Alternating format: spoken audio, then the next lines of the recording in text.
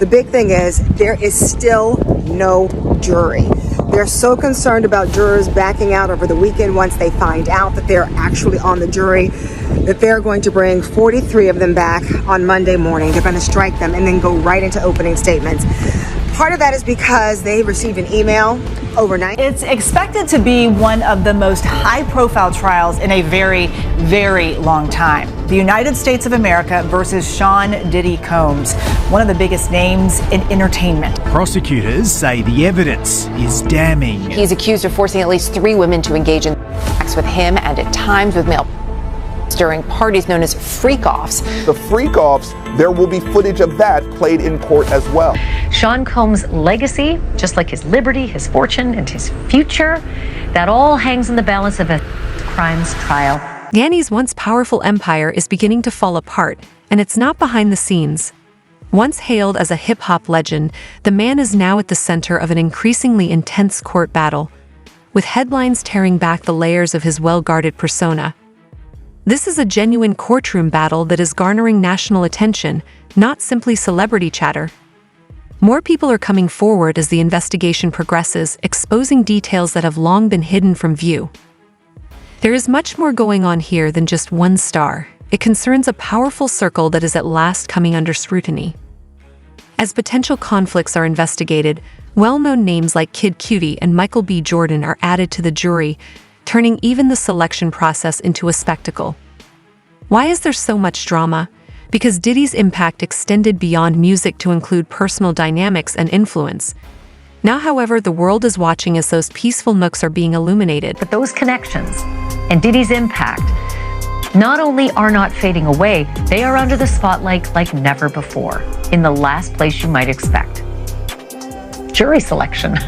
Like, it's never exciting, jury selection. Oh, it's boring. You wait till the panel's picked and then the good stuff starts. No, not in this case. Jury selection's been amazing. The candidates are being asked about their own connections to or impressions of an array of celebrities, and with no explanation why, at least not yet. The parlor games have begun, my friends. Everybody is trying to connect the dots between the shiny, famous names and the beleaguered rap star Diddy and the charges. Just today, the name Robert Downey Jr. came up in court when a prospective juror said that he knew a Robert Downey in high school. It was kind of funny. But Robert Downey, the actor, and Diddy apparently do know each other and have been seen together in public. But Robert Downey Jr. reportedly never attended Diddy's parties. So if he does figure into this trial somehow, it's going to be a lot of news to a lot of us. Mike Myers, another favorite Canadian, favorite actor, favorite comedian. He is on the jury question list as well. And that too is a tongue-wagging mystery. Unless it's about the quick jab at Diddy that he took in the Austin Powers movie? I don't know. Doesn't seem likely. Rolling Stone magazine reports that actor Michael B. Jordan made the list because Diddy once threatened him for dating Diddy's ex-girlfriend, Cassie Ventura. Same goes for the rapper Kid Cudi. USA Today says that Cassie's lawsuit claimed that Diddy threatened to blow up Kid Cudi's car. Music producer Dallas Austin may have made the list for his ties to the late Kim Porter, who was mom to 4 of Diddy's kiddies. And singer Dawn Richard from the girl group Danity Kane, she is likely on the famous people list because she's one of Diddy's many accusers. Not in his criminal case, but she sued him civilly last year, claiming that she saw him abuse Cassie, his girlfriend, and that she herself was deprived of food and cheated out of money. No name seems too untouchable these days, let's face it. Due to past associations, Michael B. Jordan has been thrust into the public eye. Cutie the Kid? Following a recent vehicle accident, he is attracting attention as rumors of tense interactions come to light again. Then there is Dawn Richard, who has made statements regarding financial misconduct. The atmosphere in the courtroom is tight. Sitting in silence, the jurors attempt to put together a convoluted tale that keeps coming back to Diddy. The music mogul's once bright demeanor appears to have faded. The glitzy arrivals and red carpet appearances are over. He no longer makes a big entrance or has an entourage when he appears in court. He is now simply dressed and accompanied by a family member. The steady disintegration of a legacy that was previously based on notoriety and wealth is what is happening, not simply one man's legal battle. And now the harsh glare of public scrutiny is shining on it all. Do we expect that this is a ploy? Is this a mistake that lawyers forgot to bring him a fresh change? What was going on there? Same outfit really surprised me too. I expected maybe a version of that outfit, but not the same exact one. It is a little dressed down for court, so I don't know if maybe we're going to see a suited Diddy when it comes time for the trial to actually begin come Monday. But there aren't any cameras in the courtroom. There's no cameras, there's no still cameras, there's no photography, there's no video cameras, and he doesn't walk in and out, so we don't really see him. So maybe that had something to do with it. He's not kind of performing for anyone in there, but is he though? His cousin was in there again, the one that walks in wearing the Free Puffy shirt, and they seem to kind of nod and non-verbally communicate with each other in court today, Ash, when he was going in and out, and every time he could turn around to the gallery, they seemed like they had some sort of understanding and some signals. It's almost unbelievable that a billionaire who was previously regarded as a cultural influence is now sitting quietly in court, far away from the attention he once enjoyed. Quiet looks and monotonous attire have taken the place of the crisp suits and commanding presence. The empire he created keeps crumbling with every accusation. His case, which he rejected, not really a surprise that when one was put on the table, he said no. He has vehemently maintained his innocence this entire time. I could not see a world where he would accept any kind of plea deal, so we heard that. The most frightening thing isn't the publicity or star status, but rather what could happen next. Deeper concerns are raised by reports that allude to rigid social rules and a system of control. And that might be the beginning. There is a lot of tension in the courtroom. A significant government witness whose identity has been sealed by the judge is represented by attorney Lisa Bloom, who is actively participating. This struggle seems more like the calm before a much larger storm than the end of a chapter. Attorney Lisa Bloom has been in Sean Combs' courtroom as an observer, but a very, very interested observer, because Lisa Bloom represents a government witness who she says is likely to take the stand. She also represents two of Diddy's civil accusers, including that famous one I just talked about, Don Richard. I spoke with Lisa Bloom earlier today about what she can tell me about this trial, since she's an insider. I was so curious about you, first because I adore you, but secondly because you're very involved and engaged in this process. You have two clients who are civil accusers against P. Diddy, and you have one client who is a witness in this criminal case. So clearly I'm going to push you as far as I can. Who is the witness? Are you able to tell me anything about your client who's the witness? Unfortunately, I'm not. That name is still confidential. I was hoping that during the jury selection process, the judge would be reading a list of witnesses and then the press would hear it. But that has not happened yet, so I'm trying to be mindful and respect the rules, and so I can't disclose that right now. However, the judge won't budge. Diddy's legal team requested additional time after fresh allegations emerged, but their plea was turned down. The court was clear: no special treatment, no extensions. Claims that he was unprepared are not being supported by 4 prominent law firms. This case is accelerating rather than stagnating. A federal judge has denied Sean Diddy Combs' efforts to delay the start of his upcoming trafficking trial. The music mogul appeared in court today. His legal team wanted to push the trial start date by 2 months, saying they needed more time to prepare because of new charges filed earlier this month. Combs has pleaded not guilty to all federal counts, including racketeering, trafficking, and transportation to engage in. His trial is set to begin May 5th. Let's bring in CBS News legal reporter Katrina Coppin, who is outside the courthouse. Katrina, why did the judge deny Combs' bid to delay the trial, and what else happened in court? Lindsay, great to join you. The judge denied this immediately when we got into court today. what he said to Combs' attorneys is, for one, this request came very last minute. This trial is supposed to start in weeks. We're supposed to begin jury selection soon, and that he thinks that they have sufficient time to prepare. He even made the point, Lindsay, that it's unclear to him why Combs can't prepare when he has 4 different law firms working on his case. A few other things that the judge said today is he's going to allow in drafts of a memoir that was written by one of the victims. However, the defense had also wanted her diaries and bank statements. The judge is not going to allow that. He's also going to allow in outtakes from a documentary called The Fall of Diddy of potential witnesses in this case. And then a lot of today's discussion today, Lindsay, was about victim anonymity. There are 3 alleged victims who the government wants to testify, and they want them to testify under pseudonyms. The defense has agreed about one of them, known as victim number 2, but the 2 others, they want their names revealed in court. So the judge has now said that those 3 victims will testify anonymously. The other thing that they discussed for quite a while was expert testimony.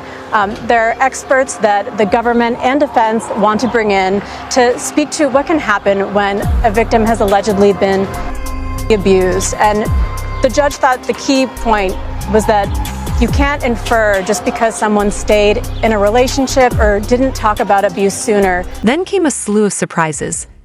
Expert opinions on trauma, unheard documentary clips, and passages from a victim's memoir were all accepted as proof. In an attempt to refute the allegations, the defense resisted, asking for access to financial data and private diaries, but the judge blocked their request. Rather, 3 alleged victims will provide anonymous testimony, shielded from public exposure but prepared to speak. The world of Diddy freak-offs has physical requirements for all women taking part, and the list is now public. A list, a requirement list for what you have to wear, or better put, not wear. Forget the grand jury that's meeting about new charges. I've got to deal with this list. No short hair, no flab, no cellulite, must wear stilettos, must be young and hot, must wear low-cut shirt with or dress with cleavage showing. Their words, not mine. Dressed to be very short, just enough to cover butt cheek. A bleak picture of what transpired behind closed doors is presented by federal investigators. These were not informal gatherings. Rather, they were controlled events with unsettlingly high levels of supervision. Diddy is alleged to have overseen every detail, including reportedly faking some sequences and secretly filming others. Unknown substances were apparently administered to some individuals, who were then kept awake with intravenous fluids. The most disturbing assertion: it's possible that these recordings were used to discourage individuals from speaking out.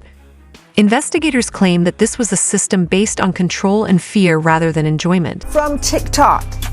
And it's coming at a really awkward time for Sean Puffy Combs, a.k.a. Diddy, a.k.a. Love. It's of Sean Combs reportedly, apparently, asking a 12-year-old little girl to party at an after party. Watch. Hundreds of vials of oils, unidentified substances, and several firearms with altered serial numbers and large-capacity magazines were among the first things that sparked alarm when officials searched Diddy's residences. This was a sign of something far more serious than excess. The results caused a rapid backlash, with detractors now challenging not only Diddy's actions but also the industry's role in allowing them to continue. And this might only be the beginning. Freak-offs were elaborate and produced performances that Combs arranged, directed, masturbated during, and often electronically recorded. Now, they also listed a couple of items that were used during these freak-offs, at least according to the feds. They said that there were controlled substances used, and this was specifically to allegedly keep the victims obedient and compliant. The feds also state that during these freak-off situations, recording devices were used. Now, sometimes the people involved in the freak-offs, allegedly, didn't know that they were being recorded. And then other times, Diddy and his team allegedly, would use these recordings as revenge porn and say, hey, if you come forward and report this to anyone, we've got this really embarrassing video. Why would you do that? So that's an allegation too.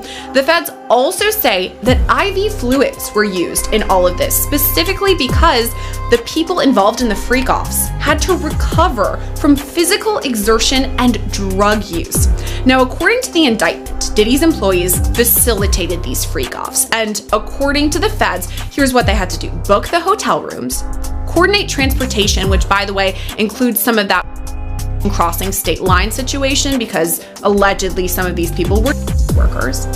These employees of Diddy were also required to provide this baby oil and lube, extra linens at the hotel room or wherever they were, lighting, which I thought was interesting to note that they had to provide the lighting, controlled substances, as we've talked about, cash to pay the workers, IV fluids, which we've also talked about, and they were then required to clean up the hotel room after.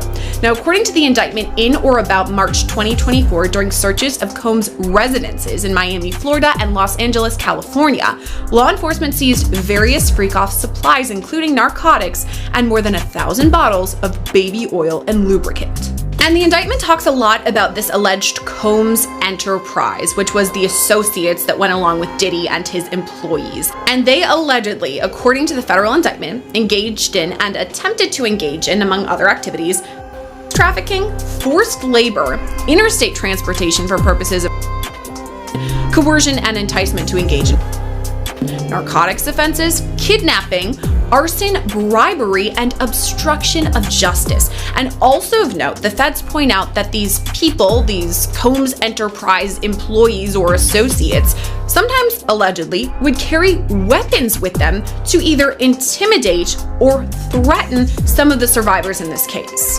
This is back to the indictment quote.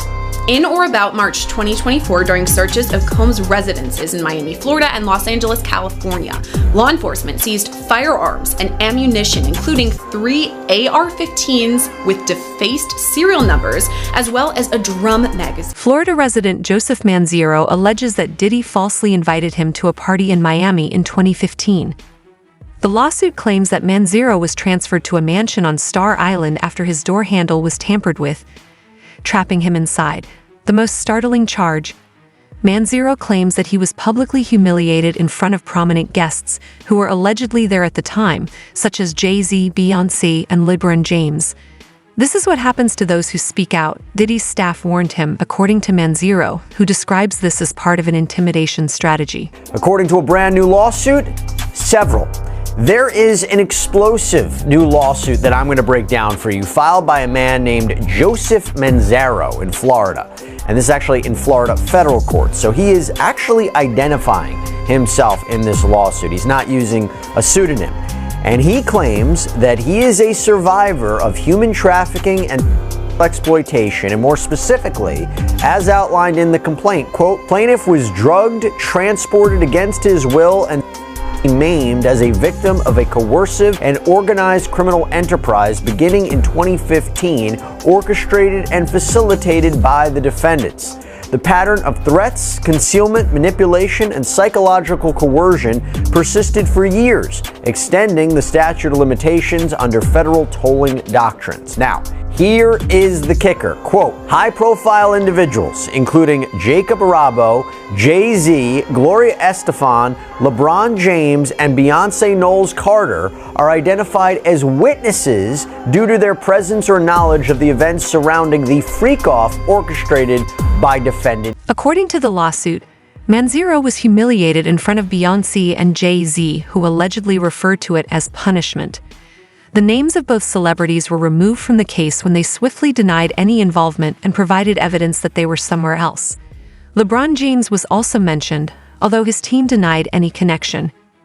Gloria and Emilio Estefan were even named in the lawsuit, claiming that their house was somehow connected. This case reveals a complex web of victims, accusations, and public figures. The ongoing narrative has taken an unexpected turn when Diddy's sons introduced Diddy Coin, a parody cryptocurrency associated with other well-known individuals, while he is still in detention. On or about April 2015 at approximately 5:30 p.m., very specific time there, plaintiff arrived at his residence located at 424 Valley Forge Road, West Palm Beach, Florida. As plaintiff unlocked his door and turned the handle, he felt a greasy substance resembling Vaseline on his hand. Plaintiff attempted to wash his hands, but lost consciousness before he could do so. Okay, now first off, that is eerily consistent with other accounts that Combs allegedly spiked lubricants of unsuspecting victims. They have basically controlled Diddy's social accounts. As we all know, they've posted statements in regards to Kim Porter, they've posted statements in regards to seeing birthday to their father. Well, they've now come to his Twitter to say, "We love you, Pops. Coin Diddy." And then tagged King Combs, Diddy Memes, and J. Dior, which is Justin Dior Combs. Now this is, I believe, some kind of Diddy coin where they basically are trying to make some money off his name. The tweet has got over 3 million views, and the Diddy docket notes below, prosecutors allege that Diddy used his business empire for criminal activities, so any attempt to profit from the Diddy coin could be scrutinized as potential money laundering or asset concealment, complicating his legal defense. Yet again, his family are complicating and convoluting his legal defense, his trial, because when his children were doing all of this before, it came up in transcripts and in court documents, and it just made things look quite bad for him, especially when he was violating the BOP rules from the prison and contacting his children. So the fact that his sons are taking to this resort clearly shows that they need some kind of money. I don't think that Diddy would have told them to do this, because he's not short of money as of right now. I mean, his money's going down, but he's still got a lot of coin. So clearly they're doing this, and also tagging their sons' names because they're trying to grab any kind of clout they can from their father in the height of this madness. It just looks very cringe to me.